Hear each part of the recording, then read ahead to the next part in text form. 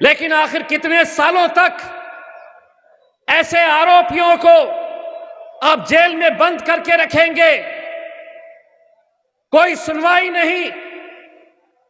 और अगर 5 साल 7 साल के बाद अगर ये बेकसूर छुटते हैं और इंशाअल्लाह छुटेंगे तो कौन उनका एक एक दिन वापस लौटाएगा? और 5 साल से वो आपकी वजह से, हमारी वजह से, हम सब की वजह से जेल के सलाखों के पीछे बंद है। कभी तसव्वुर करिए कि उनके बच्चों पर, उनके घर वालों पर जेल का एक दिन एक एक साल के बराबर होता है। भाई, जिन्होंने अपना 5 साल का दर्द जो आप लोगों के सामने बयान किया, वो मेरे हिसाब से हम सिर्फ सुन सकते हैं, लेकिन जिसके ऊपर गुजरी है वो एक एक दिन कैसे काटता होगा, एक एक दिन उनका जेल के सलाखों के बीच कैसे निकलता होगा, शायद हम इस बात का अंदाज़ा भी नहीं लगा सकते हैं। लेकिन आज मैं ताहिर भाई आपको एक बात कहना चाहता हूँ, मुजफ्फरपुर की, मुस्तफ़ाबाद की आवाम को एक बात कहना चाहता हूँ।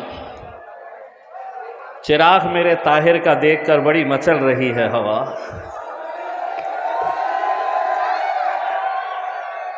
चिराग मेरे ताहिर का देखकर बड़ी मचल रही है हवा। कुछ दिनों से मुस्तफ़ाबाद में बड़ी तेज़ चल रही है हवा।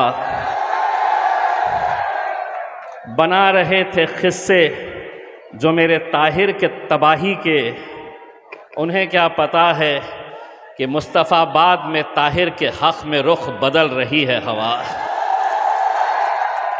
मैं यहाँ पर ताहिर भाई के मकान के ऊपर गया, वहाँ से मुझे पता चला कि जलसा यहाँ पर है। मुझे बताया गया तंग गलियाँ हैं, गाड़ी नहीं जा सकी। एक चाहने वाला मिल गया, उसके साथ मोटरसाइकिल के ऊपर, स्कूटर के ऊपर बैठ गया और वो गलियां घुमाते हुए लेकर आ रहा था। सड़क ऐसी थी कि यूं जा रही, यूं आ रही, यूं जा रही, यूं आ रही। मैंने उसको कहा कि कैसा, इतनी ख़राब सड़कें तुम्हारे पास? तो जो ऐसी सड़क थी उसके ऊपर उसने मुझसे कहा कि साहब ये तो बहुत अच्छी वाली सड़क पे से हम गुज़र रहे हैं। अब अगर ये अच्छी वाली सड़क है तो ख़राब कैसी रहती है फिर? हम खुद हैरान हो गए। अब सवाल यही पैदा है, जब आ रहे थे तो रास्ते में एक झाड़ू का ऑफिस मिला, कांग्रेस का ऑफिस मिला, कुछ भाजपा वाले भी घूम रहे थे। जो लोग वहां पर उन ऑफिसों के अंदर बैठे हुए थे,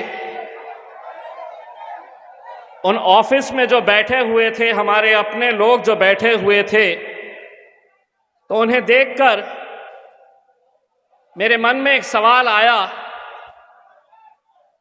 पूछा हाल उन लोगों का, तो सर झुकाकर किसी ने मुझसे कहा, वो लोग जिंदा तो है लेकिन ज़मीर मर चुका है। इसीलिए आज ऐसे वक्त के अंदर जब हम 2 उम्मीदवार खड़े किए हैं, तो ये कौन उम्मीदवार है? ये वो उम्मीदवार है जो आपके लिए खड़े हुए थे, आपकी आवाज बने थे, चट्टान की तरह आपके सामने खड़े हुए थे ताकि आपको कुछ नहीं होना। और 5 साल से वो आपकी वजह से, हमारी वजह से, हम सब की वजह से जेल के सलाखों के पीछे बंद है। कभी तसव्वुर करिए कि उनके बच्चों पर, उनके घर वालों पर जेल का एक दिन एक एक साल के बराबर होता है। एक एक घंटा कटता नहीं है और 5 साल एक शख्स ऐसे ही निकाल देता है। मैं कल ओखला के अंदर, ओखला की जामा मस्जिद में जुमे की नमाज पढ़ने के लिए गया। पहली मर्तबा हमारे उम्मीदवार ओखला के शिफा भाई शिफाउर रहमान उनको मस्जिद में आते हुए देखा। पूरे पुलिस वाले उन्हें घेरे हुए थे, मानो कोई एक दहशतगर्द को लाया जा रहा है। मैंने उसी अल्लाह की बारगाह में खड़े रहकर, उसी मस्जिद में खड़े रहकर मैंने ये दुआ मांगी कि जो पुलिस वाले आज इन्हें एक आरोपी बनाकर लेकर आ रहे हैं, इंशाअल्लाह 8 तारीख के दिन यही ताहिर हुसैन और यही शिफाउर रहमान को यही पुलिस वाले एमएलए बोलकर अपने घर तक पहुंचाने का काम करेंगे। मेरे भाई, एक ऐसे मुश्किल दौर से हम गुजर रहे हैं जहां अब भी अगर हम बिखर गए, बढ़ गए तो क्या होने वाला है। आपके सामने जिंदा मिसाल है ताहिर भाई की। एक सियासी पार्टी से ताल्लुक रखते, महज एक आरोप की बुनियाद के ऊपर उन्हें निकालकर बाहर फेंक दिया जाता है। आरोप तक किसी पर भी लगाए जा सकते हैं, लेकिन आखिर कितने सालों तक ऐसे आरोपियों को आप जेल में बंद करके रखेंगे? कोई सुनवाई नहीं। और अगर 5 साल 7 साल के बाद अगर ये बेकसूर छुटते हैं, और इंशाअल्लाह छुटेंगे, तो कौन उनका एक एक दिन वापस लौटाएगा? इसीलिए मैं कहता हूं ताहिर भाई, हिम्मत मत हारिए।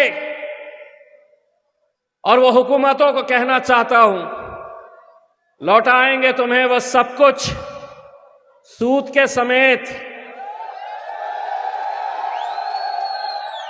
लौटाएंगे तुम्हें सब कुछ सूद के समेत।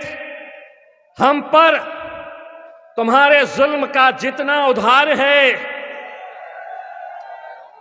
ताकत है अगर तुम्हारे पास सितम करो तो हमारे पास भी रहमत परवरदिगार है।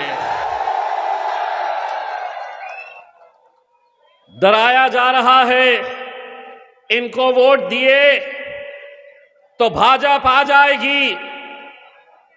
पिछले 76 सालों के अंदर तुम्हारी क़यादत इसलिए खत्म हुई कि किसी के डर की वजह से तुमने अपना वोट दिया। आज तय करो तुम कि मुझे ताहिर भाई को जिताना है, और अगर ये तय कर लेते हैं कि ताहिर भाई को जिताना है, तो तुम तो आने वाले नहीं। आप मतलब